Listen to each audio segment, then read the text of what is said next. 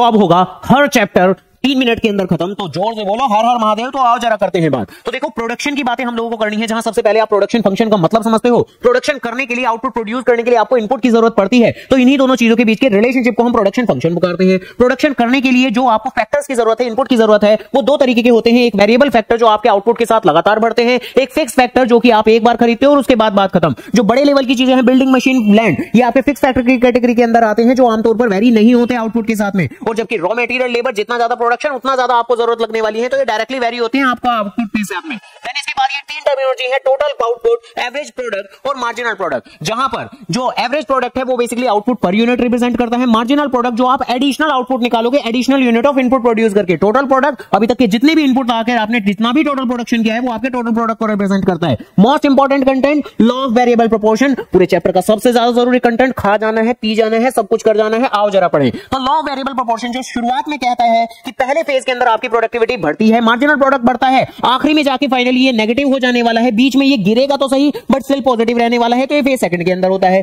जिसके अंदर अकॉर्डिंगली आप शेड्यूल भी लेते हो कि वेरिएबल फैक्टर को आप धीरे धीरे धीरे धीरे बढ़ा रहे हो। शुरुआत में मार्जिनल प्रोडक्ट आपका बढ़ता हुआ नजर आता है, बाद में डिक्लाइन होता है और फाइनली आपका नेगेटिव हो जाता है। इसके हिसाब से फेज फर्स्ट, फेज सेकंड और फेज थर्ड डिटरमाइन होते हैं। जहां फेज फर्स्ट में मार्जिनल प्रोडक्ट के बढ़ने से उसे इंक्रीजिंग रिटर्न्स कहते हैं। फेज सेकंड को हम डिमिनिशिंग रिटर्न कहते हैं, क्योंकि वहां पर मार्जिनल प्रोडक्ट गिरता है। और फाइनली मार्जिनल प्रोडक्ट के नेगेटिव होने को हम फेज थर्ड पुकारते हैं, जिसका डायग्राम भी आपको उसी हिसाब से बनाना है। शुरुआत में आपको फर्स्ट फेज के अंदर मार्जिनल प्रोडक्ट को बढ़ते हुए दिखाना है, बाद में गिरते हुए दिखाना है, बट स्टिल पॉजिटिव, और फाइनली उसका नेगेटिव करके दिखा देना है। अकॉर्डिंगली जो टोटल प्रोडक्ट होगा शुरुआत में फर्स्ट फेज में वो इंक्रीज करेगा आपका डिक्रीजिंग रेट के साथ में, बाद में इंक्रीज करेगा इंक्रीजिंग रेट के साथ, और फाइनली टोटल प्रोडक्ट भी आपका फॉल कर जाने वाला है। जरा आराम से, शुरुआत में इंक्रीजिंग रिटर्न्स आते क्यों हैं? तो शुरुआत में हम फिक्स फैक्टर को अंडर यूटिलाइज करते हैं, जिनको टाइम के साथ बेटर यूटिलाइज करते हैं, तो यूटिलाइजेशन बढ़ने से हमारे रिटर्न्स बढ़ते हैं। वेरिएबल फैक्टर भी अकॉर्डिंगली बेटर एफिशिएंसी के साथ में काम करना शुरू करते हैं। आपके फिक्स फैक्टर को आप डिवाइड नहीं कर सकते, जिसकी वजह से आप धीरे धीरे उनकी एफिशिएंसी का इस्तेमाल करते जाते हैं और आपके रिटर्न्स बढ़ते चले जाते हैं। बाद में रिटर्न्स गिरते क्यों हैं? क्योंकि फैक्टर्स के बीच में आप एक हद तक ही कॉम्बिनेशन मेंटेन कर सकते हो, वो कहलाता है ऑप्टिमम कॉम्बिनेशन। ये एक इंपरफेक्ट सब्स्टिट्यूट है, पूरी तरह से परफेक्ट सब्स्टिट्यूट नहीं है, तो जिसके कारण से ही एक जमाने बाद आपके रिटर्न्स गिरने शुरू हो जाते हैं। और लिमिटेशन होती है फिक्स फैक्टर के अंदर, अगर उस लिमिट को क्रॉस करोगे तो आपके रिटर्न्स नेगेटिव में जाएंगे जरूर। जब आप पुअर कोऑर्डिनेशन मेंटेन करते हैं वेरिएबल और फिक्स फैक्टर के बीच में, जिस कारण से आपके वेरिएबल फैक्टर की एफिशिएंसी जो शुरुआत में आपकी बढ़ती हुई नजर आ रही थी, फाइनली आपकी गिरनी शुरू हो जाती है, तो आपके रिटर्न्स गिरने शुरू हो जाते हैं। सबसे last but not least, exam के हिसाब से काफी जरूरी कि एवरेज प्रोडक्ट मार्जिनल प्रोडक्ट के बीच में रिश्ता क्या है। तो ध्यान रखिएगा, दोनों भाई भाई हैं, जब बढ़ेंगे तो दोनों बढ़ेंगे और जब गिरेंगे तो दोनों गिरेंगे। लेकिन जब कहीं भी आपका ये बढ़ता है तो मार्जिनल प्रोडक्ट तेजी से आपका इंक्रीज होता है, जबकि एवरेज प्रोडक्ट थोड़ा स्लो पेस में इंक्रीज होता है। और जब डिक्लाइन होगा तो मार्जिनल प्रोडक्ट तेजी से गिरेगा और जबकि एवरेज प्रोडक्ट धीरे धीरे गिरेगा। बट एवरेज प्रोडक्ट कभी जीरो नहीं होता, ध्यान रखिएगा। और जिस पर्टिकुलर मोमेंट पर ये आपस में इंटरसेक्ट करते हैं तो दोनों के दोनों भाई आपस में बराबर हो जाते हैं, ध्यान रखिएगा। तो एपी बढ़ता है